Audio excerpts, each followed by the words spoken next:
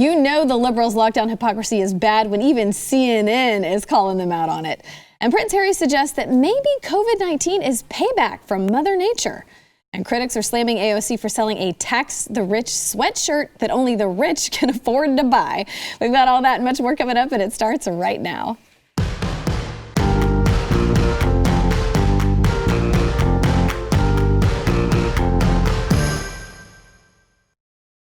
Hello there. Welcome to the news and why it matters. I'm Hillary Kennedy. I am filling in for Sarah Gonzalez while she is out on maternity leave with her new baby.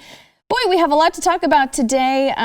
People, if you've been worried about Christmas being canceled, I've got some interesting stories for you. Your fears may be confirmed. But with me today, we're really lucky. Matt Kibbe, the host of Kibbe on Liberty here on BlazeTV, is with us. Thanks for being in town it's and awesome joining us. To be back. Yeah, good to have you.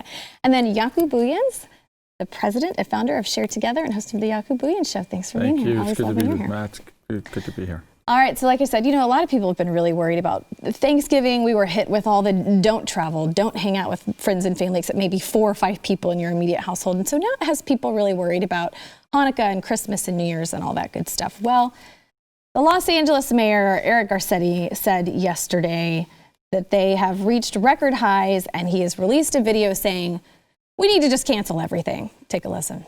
My message couldn't be simpler. It's time to hunker down.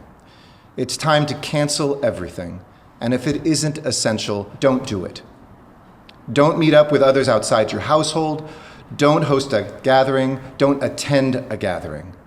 And following our targeted safer at home order, if you're able to stay home, stay home.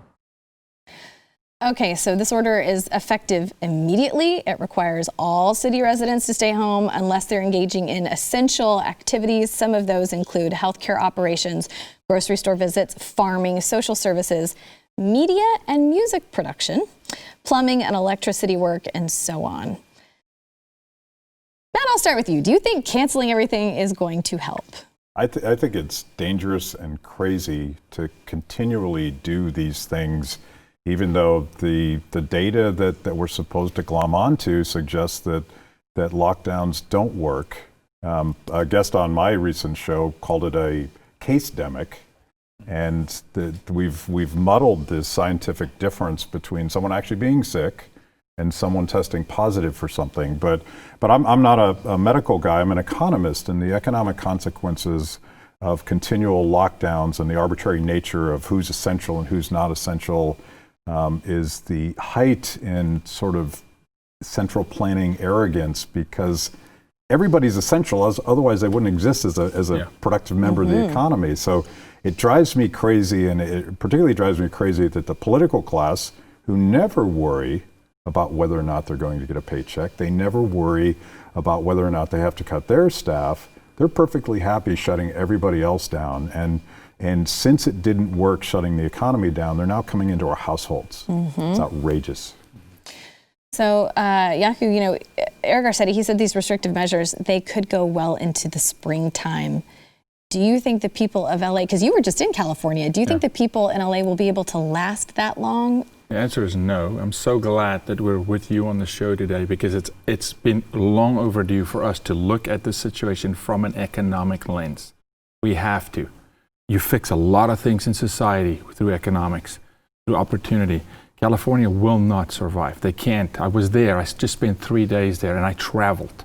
Okay? I was there, and I know. And I talked to the people on the ground, and they've had enough.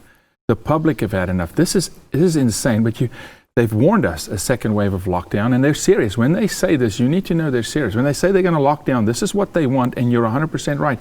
They're not at risk. Their jobs, their security, these politicians not at risk. But something very ironic that you mentioned, because my background, we own a production company. Media and music will continue. Why? Because that's the only money they make. Literally, Hollywood feeds that place, and Hollywood, the industry, not the place, the zip code. But they're very reluctant to completely shut that down, because that's the only real stimulus into their economy that they have at the moment. No, California is not going to make it, and any other state that does that. But I will tell you this, Garcetti is not reflecting the will of the people. And I'm speaking about a guy, I was there yesterday, and it's not people, I don't know these people. I go into strangers' facilities, and I talk to them and say, how's it going here? Almost all of them ask me, where are you from?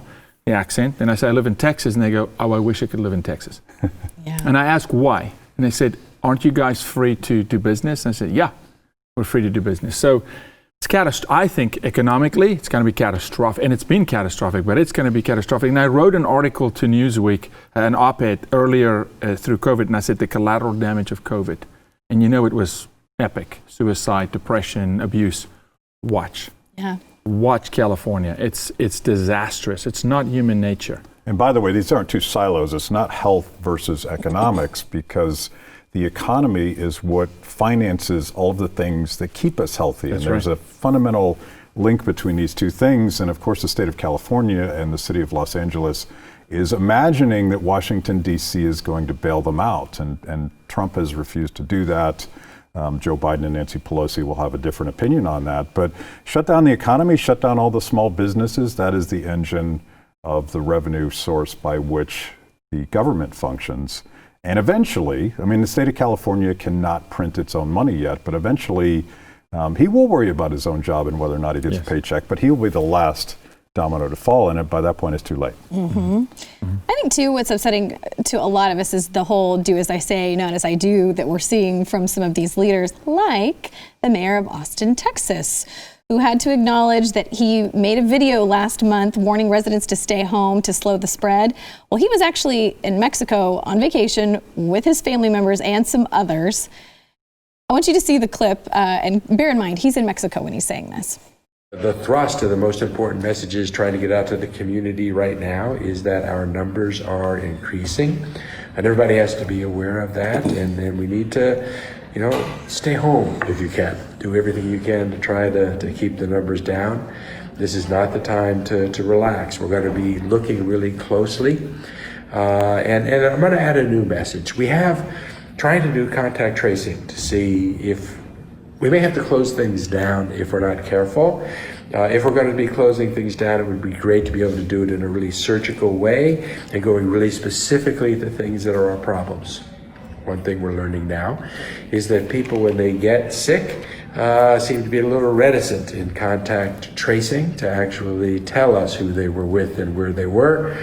I don't know why. Okay, so he did confirm to KVUE in Austin when the video was recorded that he was in Cabo San Lucas.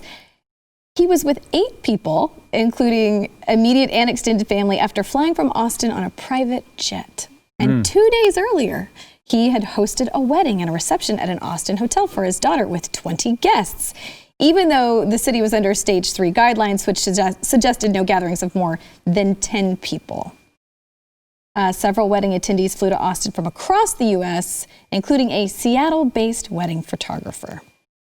So 8 of the attendees ended up going to Cabo San Lucas, stayed there for a week at the family timeshare. He did apologize, but how in the world was he able to keep a straight face telling everyone you need to stay home and this isn't the time to relax while he was relaxing in Mexico? There's 2 ways to interpret this. Either it's kind of a let them eat cake kind of thing, where the political class and the rulers who impose these rules on the rest of us don't expect to live by them. But a more fundamental question to me is does he actually believe it? If you believe that shelter in place is a health priority, not just for other people, but for your own family, why are you jetting off to Cabo? You must not believe it. You must have a different agenda. You must be after something like control over the people of the city of Austin. That's just a theory of mine. That's a great point. Look, 100%. I'll say this. These are posers. They're actors. There's a reason Cuomo got an Emmy. Okay, they're all actors. These are posers. There's no conviction that this is actually dangerous. They look at the mortality rate and they go, tell the people these rules are for you. Probably 2 minutes after that video, he said, come on, boys, let's go spearfish, right? And off they go into Cabo. Mm-hmm. It's hypocrisy. My question is this: how long will the American people be allowed to be fleeced? How long will we sit here and just say, that's right, lie to my face, and I'll just keep eating it? Mm-hmm. At some point, that city, it's not Texas. Austin is not Texas anymore. You can't go to Austin and say, well, this is Texas. In any city that says keep Austin weird and embrace these kind of guys, in a way, those cities have gotten what they wanted because they voted these guys into office to a degree. But at some point, power to the people has to be. The people has to rise up and say, no, not doing it. Yeah. Not putting on a mask, not shutting down my business, right? If a little bunch of looters can go into a Target and walk out with television sets and the police just watch them and go, we can't do anything, there's too many of them, when will we just say enough's enough? Well, I thought it was kind of surprising, too, in light of all this. CNN actually even decided to call some of these leaders out on it. We have a clip. Let's take a listen. A number of Democratic leaders apologizing or reversing course after multiple occurrences of do as I say, not as I do. They have been caught not following their own coronavirus guidelines. The past few weeks brought into relief a pattern of leaders failing to lead by example, asking Americans to make sacrifices that they themselves are unwilling to make, and appearing sorry only when they're caught. Trust is built slowly, but it evaporates faster than reservations at a fancy restaurant. A lot of these leaders, they are looking across the aisle to blame Republicans who aren't taking mask wearing seriously. But maybe it's time they also look in the mirror and ask themselves if that amuse-bouche was really worth it. See, like this that they're pointing out, this has been happening since March, by the way. So this is not a new phenomenon. I still remember the mayor of Chicago, who's been aggressively authoritarian in her approach in that city. She wouldn't allow anyone else to get their hair done, but she was first in line to do that. So again, I ask this question, is this really a misguided health measure? There's no scientific evidence that lockdowns actually work, but I think it's at this point about something else. Maybe they were just covering their butts early on, but now I think they see it as a window to impose all sorts of long-lasting policies that they couldn't have done in normal times. And it gets to your point, when does civil obedience kick in? I was in Austin a couple of days ago, and a bar had a big banner on the front of it that said, we're a restaurant now.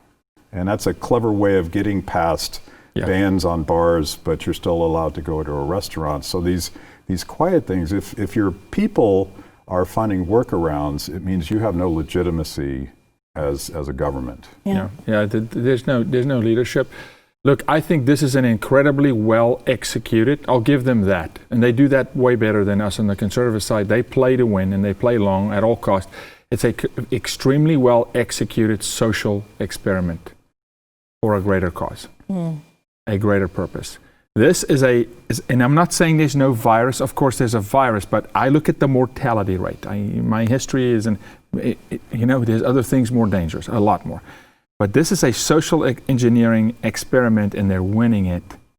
This is how far can we push them? How often? When will they break? When will they fight back? And the answer thus far is keep pushing. They're not fighting back yet. And in cases it's happening, but that's concerning because what's the bigger play? The only way you move this country to become a completely, indoctrinated socialist nation, quasi-communist China, right, is you push the people into submission. And so far we just yield. We yield. And then you have got guys like the mayor in Austin who makes it very easy, And that's my question is why do people still drink the Kool-Aid? Right. I thought it was interesting. The mayor in Austin seemed a little surprised that people were reticent to adopt contact tracing. Because of course. Yeah, and they're surprised when you want to look into their behavior. Well, I'm an elected official. Right. I'm guessing he didn't comply with contact tracing on his way to Cabo. It doesn't appear so, yeah. But just think about the infrastructure of contact tracing. Some faceless bureaucrat is going to know where you go and when you go and who you go with. This sounds like something that China has done specifically to control people that don't fall in line. So I think we need to point out this is a dangerous virus, but heart disease is 10 times more dangerous. Yes. Cancer is 10 times more dangerous. Yes. And people are afraid. They're afraid to go to the hospital and get treatment for those things. So not only is this about control, but they're hurting people. People are dying because they don't think they can get the health care that they need because they're afraid. Right. That's a great point. Yeah. All right, so we have got to go to break. We have a whole lot more ahead, though, so stick around. First, I want to thank our sponsor, Home Title Lock, though. Here is how easy home title theft is. The legal titles to our homes, they're digitized and they're kept on government and business servers and in the cloud where they can be hacked. And then a cyber thief finds your home's title, forges your signature on a quitclaim deed, stating that you sold your home to him, and then it's just done. And he takes out loans against your home until all your equity's gone and leaves you in debt. And you won't even know until the collection calls pour in. You're not protected by insurance or your bank or common identity theft programs, but Home Title Lock will protect you. Home Title Lock protects you in the unlikely event that you become a victim of home title theft. While you're a member, Home Title Lock will spend up to $250,000 in legal fees to help restore your home's title. So you can go to HometitleLock.com, register your address to see if you're already a victim, then use code RADIO for 30 free days of protection. That's code RADIO at HometitleLock.com. We'll be back in a minute. Dave Morris is a restaurant owner in Michigan, and there was a news reporter reporting outside of his restaurant, and he came outside rather than waiting to be interviewed. He came outside, crashed the interview, and we have a clip. The details on why the judge said no. Here on this cafe. Vargas, is everything okay? Okay. My government leaders have abandoned me. Are you the owner? $4 trillion of stimulus money. They gave it to who? Special interest groups and campaign donors. I'm Dave Morris. I own the place. So what's going on? What's going on? You know what's going on. Tell me. You tell me. Hey, we got a government that has taken the stimulus money. They gave it to special campaign donors. They gave it to special interests. They abandoned me, and they have put me in a position where I have to fight back. Okay? So do you feel that this is the right thing to do? Absolutely. I feel everybody needs to stand up. Hey, listen, there was enough money to give every family in this country $20,000 to go home for 2 months. They chose to give it to special interests and campaign donors, the Kennedy Space Center, and they abandoned us. So you could have given me money. I'd gladly walk away for 60 days and let this virus settle down. I'm not going to do it alone. Okay? Are you going to continue to violate the state's orders and stay open? This is a state order. This isn't an order. This is a conspiracy. This is a tyranny. What do you want to tell other restaurant owners who... Wake up. Stand up. This is America. Be free. All right, so like I said, that's Dave Morris. He's been defying the order that restaurants can't open safely and successfully, so they have a ban on indoor dining. He's been defying the order, calling the state actions a tyranny. He got a cease and desist letter from the Kalamazoo County Health Department, but he said his business has been booming, so he's planning on staying open. He's had a daily fine of $1,000. He's up to $6,000 as of yesterday. So, Matt, I'm interested to know what your thoughts are on this. So it's interesting. He said that if they had divided the stimulus without all of the special interests getting the vast majority of that $2+ trillion, it would be $20,000 per family. It's actually, my friend Congressman Thomas Massey did the math at the time, and it's actually $60,000 per family. If that money had actually gone to the families that are being forced to lock down their businesses or being forced to lose their jobs. So yeah, I love that guy. Yep. I want to get him on my show. There's another guy in New York who actually got thrown in jail for doing exactly that. And this probably gets at that moment where people are going to just start resisting by ignoring. I don't want it to get violent. It can't get violent because they'll lose the moral high ground. But if they just say no, and there are enough people in that community that stand with that restaurant owner, particularly if they try to throw him in jail, the governor of Michigan's pretty authoritarian. That's a thing, but someone's got to stick their neck out. And grassroots movements start with someone that sticks their neck out. Maybe even they go to jail, and then the people rise up because it's just a question of right and wrong. You can't do that to that guy. Yeah. So well said. I want to know where he is. I want to go eat there. I want to take my friends there. I want to support this guy. That's an American, and I didn't see hate in his heart. I didn't hear hate. I heard frustration, which is just, and it's rightful, right? But I heard a guy saying, enough is enough. This is America. Repeat that. This is America. When you start looking around the world, the methods being used to indoctrinate people, it's third world country methods. This is what happens in Africa. This is what happens in Cuba, in Venezuela. This is how you treat in implodes Hillary. So we need to support it. And it always takes one guy that's willing to say, I'll walk towards fire, okay, because it's worth it. And now they need to rally around him. It is worth it. This is how all change in America's history has happened. Whether it's Martin Luther King or no matter who you want to quote, it's a guy or a woman, right? It's Rosa Parks or whoever saying it's worth it for the future. Go towards the fire. And I'm saying more Americans like that march towards it and just say no. And the community rallying around them, what they're going to do? How are you going to stop a whole community? They couldn't stop a Walmart looting. They can't stop a whole community. We just need to stand up. I agree. I really admire him because that's a tough position to be in. But it's an awful position.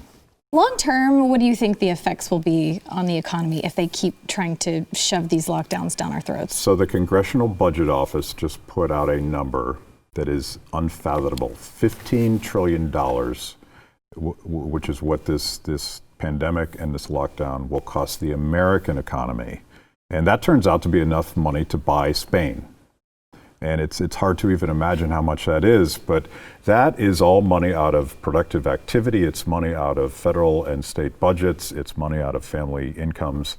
And it's going to take a generation to recover from that. And people don't appreciate that. That means people have less food. That means people have less health care.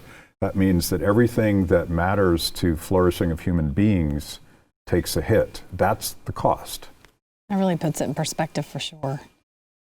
And if I could, it just means we become a more dependent people, more dependent on help. We're a free people because we can produce in this country. We can dream. Yeah. We can produce something and sell something. And when you cut that down, you're becoming dependent. You're now literally waiting on somebody, a handout. And we're going to get to a point, in my opinion, you're the economist, but we're going to get to a point here where the nation can't help the nation. And there's a nation that's going around the world that says, we can help you, called China. Just go look at Africa, and they say, we'll bail you out. When you start having nation built, this is dangerous territory we're walking in. We all made fun of AOC when she told people not to go back to those lousy jobs because it was just undignifying for them. But maybe there's a method to her madness, because instead we have these big government checks that we're promising that turn into universal basic income, which basically means that we all depend on the government for our income. And once we take that, we're trapped. Yes. Can't get out. Absolutely. Everyone say no to that. All right, so let's talk just briefly about People magazine naming Dr. Fauci one of their 2020 People of the Year. Also, I thought that I just learned this today. I guess in April, I don't know how I missed this. In April, some of Fauci's admirers began a petition campaign to name him People magazine's sexiest man alive. What is going on? What do you think about how America's basically turned Fauci into a celebrity? It's a reward. It's how that class works. They're rewarding good behavior. Downstream, Cuomo, you're going to see more of this. All the good puppy dogs, that followed, and when the puppeteer played, they just sang like canaries. This is how they reward them. They elevate their social status, give them a book deal, give them an award. Sexiest man in the world. Come on, what are we talking about here? But you have to look at who it is. It's People magazine, for crying out loud. Like there's any credibility left there. No, I look at it as a reward system. That's literally those who really pull the string saying, well done. You're playing for the team. Yeah, it's important to remember that we all say follow the science, but is he a scientist or is he a politician? He's been in government since before Yoda was born. And that's a long time. And the propaganda, though, is amazing, because you can go back and watch the video where he said, don't wear a mask. Yes. Fiddling with your mask is more dangerous than not having one on. You can go back and seeing him flip and flop and flip and flop. And yet we're supposed to follow the science. He's a politician. Well, he is supposed to be having his first discussions about the coronavirus pandemic with President-elect Joe Biden's transition team today. He said he's meeting with them by Zoom virtually, but today's going to be the first day where he's going to have some substantive discussions about the transition between him and the Biden team. What do you think is going to come of this meeting? Any thoughts? Any guesses? He is a survivor. Like, this is my point about him being a politician. He's a survivor, and he survived the Trump administration, although there was clearly a fundamental philosophical difference with Trump's instinct to open up the economy. And I think he will flourish in the Biden administration, and he will probably be a government bureaucrat long after Yoda has passed away. I definitely don't think. Yeah, a fighter is only as good as his corner, his cut man, his trainer. A fighter, and he's got an incredible corner. You start talking Gates and all these guys who are in his corner, all the guys he's walked with through presidents. You know, he's been there. He's going to stay there because he's got a really good corner, those who champion it. And it's a good front man for them. I mean, he's been a front man. And to survive through a Trump administration where even the president at times said, I don't agree with this guy, you have to have an incredible corner to survive. But I think what's going to happen here, my concern is, and I've got this feeling, is that Barack Obama, President Obama, was not radical enough for the left. They wanted him to be. I really believe that innately. And this is their time where I think they're going to step on the gas pedal. And so I'm very interested to see what Anthony Fauci is going to say after this meeting. What's the plan? Yeah. And what's the next execution strategy to indoctrinate the American people? What's the next step? All right, so we've got more to come, but first we do want to thank our sponsor, Lamps Plus. Because when I started decorating my house for the holidays last week, I noticed things that never used to bother me, but now they do, like those outdated fixtures that made the rooms at my home not feel very warm. And that's why I'm using Lamps Plus to upgrade my home for the holidays, because I'm inviting people over for the holidays. It just makes sense because Lamps Plus is the nation's largest lighting retailer, because why would I go anywhere else? They have decades of experience, and they're so much more than lamps. They have over 50,000 lighting and home furnishing products. Everything from chandeliers and ceiling fans to lighting fixtures that illuminate your kitchen and your bath. They even have a wide assortment of mirrors and some really cool bar stools.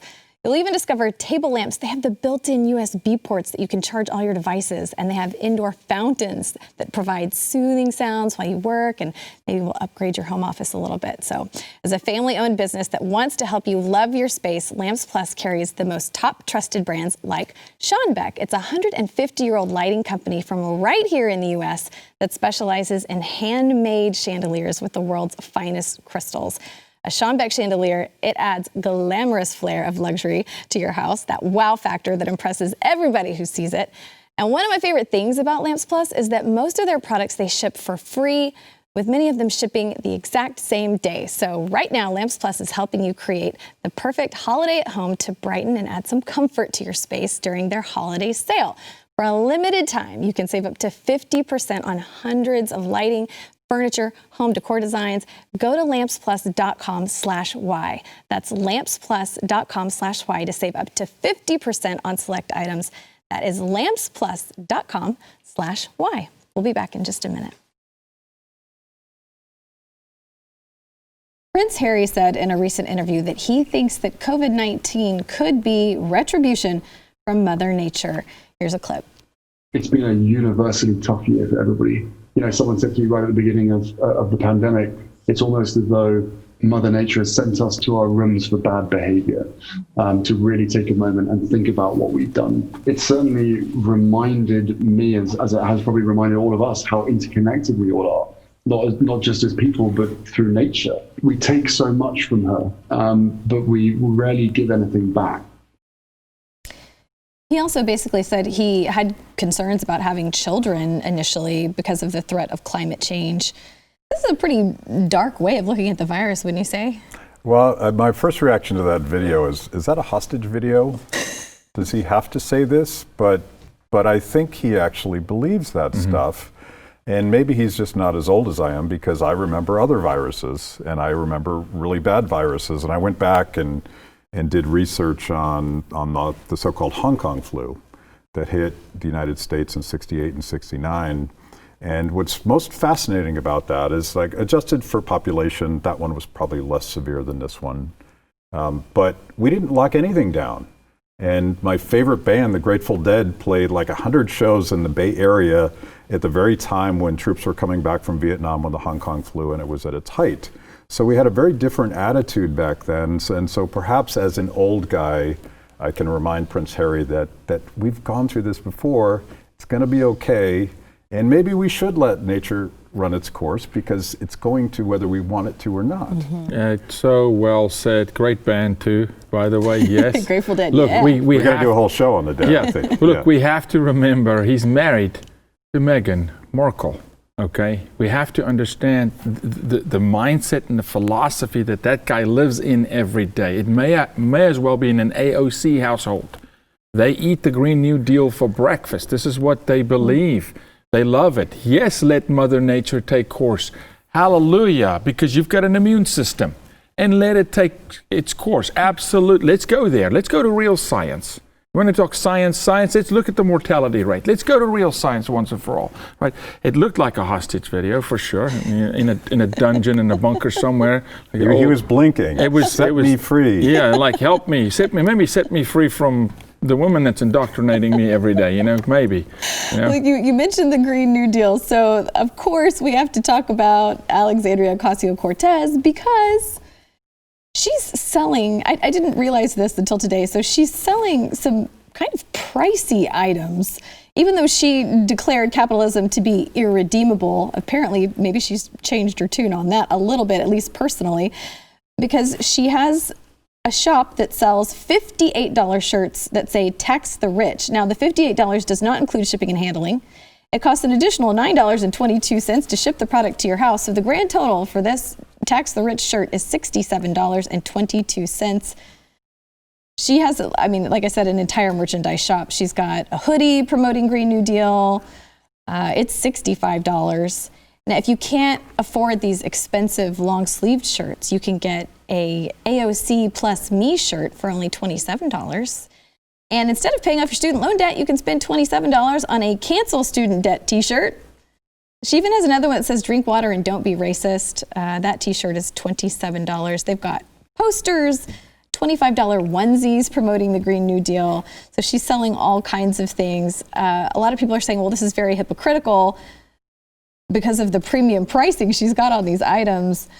A lot of people felt like this was very tone deaf considering her message. So how did she think this was going to go? Well, I don't think she saw the contradiction. I think that this is, maybe this is hipster socialism because you're going to be tweeting your anti-capitalist rants on your iPhone and you're going to be wearing your $65 sweatshirt. But I think it's sort of that same contradiction that is democratic socialism. You can't be democratic and socialist. Democratic is supposedly bottom up and everybody has a voice and everybody's making choices. Socialism by its nature is top down. So maybe a $65 anti-capitalist sweatshirt is that same contradiction, but I don't think she sees it, and I don't think she knows that people in Venezuela don't have any sweatshirts, let alone $65 ones. Spend on one, yeah. Look, this is again the posers. They pose and there's no conviction. They don't actually believe. But I want to thank her. Thank you, Ms. Cortez, for showing us that America is the greatest nation when you can have a radical, insane idea like the Green New Deal and actually profit from it. And you're living in a nation that allows you to do that and have a not so good looking shirt that you're selling. I don't care if she sells it for $150. America's America. She should be able to sell it for whatever she wants. Mm-hmm. But what she doesn't get is the fact that you're selling it tells me that this time around, you've actually outrun your brain capacity. Mm-hmm. The 3 working brain cells now, she's going to cease, right? Because she's actually now operating full bore in capitalism. So thank you for the hypocrisy. Thank you for showing your people you're not really about what you say you're about, right? Because if you were, you would sit in a bamboo hut that your grandmother wove together on a mud floor, and you would abandon all technology, right? So the hypocrisy is so thick, it's insane. We just need to see through it. I think it's so funny because a lot of people were calling her out on it on Twitter about her use of capitalism and saying, well, shouldn't these be free? Like college tuition, shouldn't these be? I can't afford it, so shouldn't my sweatshirt be free? But at least they were gender neutral, so I'm more comfortable about that. Yeah. There you go. Well, one other thing about AOC, she kind of hit back after Betsy DeVos warned that free college is a push of a socialist takeover of higher education. I just don't think she understands there's no such thing as free money. Well, it's worse than that because the bailouts that they're pushing for student debt is a direct transfer of money from relatively rich kids that went to college from a lot of kids that didn't have the money to go to college. Where do they think this money comes from? It is a wicked transfer of wealth that they're supposedly all against, but they just think that everything's free. Everything should be free. But maybe if college is free, certainly that sweatshirt should, I want a couple. I agree. AOC will be expecting our Tax the Rich sweatshirts. I think it said it takes about 2 weeks. So in 2 weeks, I'm looking for my free sweatshirt. All right, we got to go to break. We'll be right back. I mean, I wouldn't wear it. I would probably donate it. But still, yeah. 3 Hong Kong pro-democracy activists, they were jailed for organizing protests last year, and they're vowing that the fight will continue. But Joshua Wong, Agnes Chow, and Ivan Lam, they were found guilty of organizing and taking part in the mass protests near the police headquarters. This happened last June. Now, Wong got a sentence of 13 and a half months in jail. Chow and Lam were sentenced to 10 and 7 months, respectively. They've been held in police custody prior to the sentencing, with Wong under solitary confinement. The magistrate said immediate imprisonment was the only appropriate option for the defendants after they called on protesters to besiege the headquarters, and they chanted slogans that undermined the police force. Do you think that there's a chance that Hong Kong could see democracy again when we see decisions made like this? So I would be skeptical otherwise, but I had a friend of mine, a guy named Simon Lee, on my show, who actually lives in Hong Kong. He's a classical liberal economist type guy, and he kind of thinks it's over. He doesn't see how you wind this back. The only thing that protects freedom in Hong Kong is the fact that this is the economic engine that props up the Chinese economy. So the question is the fundamental stripping of civil liberties, voting, speaking, students just disappearing, is that ultimately going to have an impact on the economic engine? I think it has to. It's probably going to be a lagging thing. So the only thing that protects Hong Kong right now is the economic necessity of China having that source of income. But I don't think they see it that way. I think they're true believers. I think they think that managed authoritarianism is the future, and that's what they're doing right now. It's horrible. Yeah. Yeah, I think they're going to double down. This is my opinion. But look at the contrast. Look at the contrast. Here's the guy saying free Hong Kong with an American flag on a rooftop, saying, hey, freedom of speech. And here we're sitting, the three of us, in a nation where our First Amendment protects that very freedom of speech, right? And it's almost like I want to say to America, value it again. Mm-hmm. Value what our founding fathers fought for, what our men and women defend us for as we speak here. Value it again. Because there's people that are literally being imprisoned for just saying free us. And here we take it for granted. And that means not just value freedom, but speak when injustice is being done. Evil exists when good men do nothing. And there's evil things happening in this country because good men, women are watching, and we're just cowering. Mm-hmm. We're just saying we have a right to defend the Constitution. We have a right to bear arms. We have a right to speak. I'm with you. No violence. Nobody's calling for violence. No. But I can go a long way in defending rights without being violent, because our country is set up that way, right? Mm-hmm. And other people are dying. The second, nobody wants to talk about this, the second Joe Biden claimed the presidency, and he's not president-elect yet, the election's not over, okay? Mm-hmm. But the second he claimed the presidency, within 3 days in Mozambique, a jihad caliphate made a statement and said, with Joe Biden in the White House, we will declare Mozambique a caliphate, and they beheaded 50 people in 1 day. Nobody's talking about this. I got calls from all over Africa saying, Yaku, 50 people just beheaded. Because they see America going towards becoming a weak institution again. I'm just saying. Mm-hmm. I mean, we have to pay attention to freedom. Well, it's really interesting, too. Biden's education transition leader, she praised Communist China's education's magical work there. Her name is Linda Darling Hammond. She's been a leading figure in California education policy. She wrote a book back in 2017, and she said, China's population of 1.38 billion is more than 4 times the population of the U.S., yet the 213 school shootings in the U.S. since 2000 is 71 times the 3 such shootings in China. Any way you do the math, our children are suffering in ways that no other major country allows. She cites some other things about China's school system that she thinks are great and magical. Why do you think people continue to think that they can trust the data that's coming out of China? Communist leader Xi is loving this because we point to their COVID data, which is clearly completely fictional, and say we need to be like China when it comes to COVID. We point to their completely ridiculous data on education and say we need to do that. They're just sitting back and watching us destroy ourselves on this stuff. And it gets to this point. My favorite meme from the student protesters in Hong Kong, they're all waving American flags. You remember this? And the meme is, be the America Hong Kong thinks you are. And we need to think about what's going on here, because China is not something to emulate. And you don't need to be conservative. You don't need to be a libertarian. Anybody that cares about humans understands that what's really going on in China is devastating to people. And I see those pictures of those classes of students, and to me it looks like a prison. It doesn't look like a classroom. Yeah. We've got 1 minute. I would love your thoughts, too. You just said something. You actually have to care about people. And I'm telling you, I can judge the fruit. I can judge character. Right? When I look at policy, I don't pay attention to policy. I look at what they actually do. These radical liberals, right? And their actions tell me they do not care one bit about the American people. It's all about give me the votes, empower me to siphon funds off by whatever means necessary, tax you to the hills, right?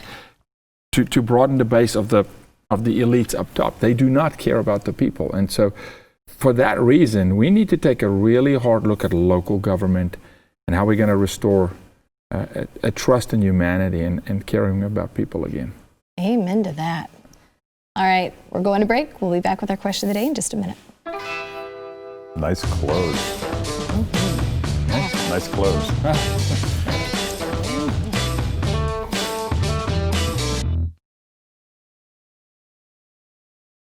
Yesterday on the show, we asked you, do you think we should bring back manly men, or should we be dressing more like Harry Styles, where you don't know, man, woman, who knows? So 96.7% of you said, bring back manly men. So there you go. I mean, 96%, that's pretty high. So it sounds like the people have spoken. Buy a suit and an axe, I don't know, a lumberjack shirt, I don't know. Okay, today's question, when will you stop wearing a mask? Now, 6 months from now, a year from now, or never? So I don't wear a mask unless I have to go into a grocery store, and I flew here, so you have to wear a mask then. I've read a lot about this, and I just don't believe that they accomplish the things that they claim. So I do it mostly out of respect for other people who are more anxious about it than I am. And I'm not like a radical about it, but I just don't believe, practically speaking, that it makes sense. I had Ron Paul on my show, and I asked him. He's a doctor, and he is a radical on this. He thinks it's dangerous to wear masks all the time. So I don't know. Make your own choice, but I've made mine. For me, I don't wear them, right? And here's the deal. Do I think we're going to keep seeing them being worn in our country? Unfortunately, yeah. Because you got these radical governors who have lost their minds. But I look at facts, actual facts, and I know that little mask that your grandma made, sitting in crochet, is not protecting you from nothing. Not helping you. It's a symbol. So. Well, I appreciate you guys being here. Thank you so much. Good Now to be glad here. to have you in town. For being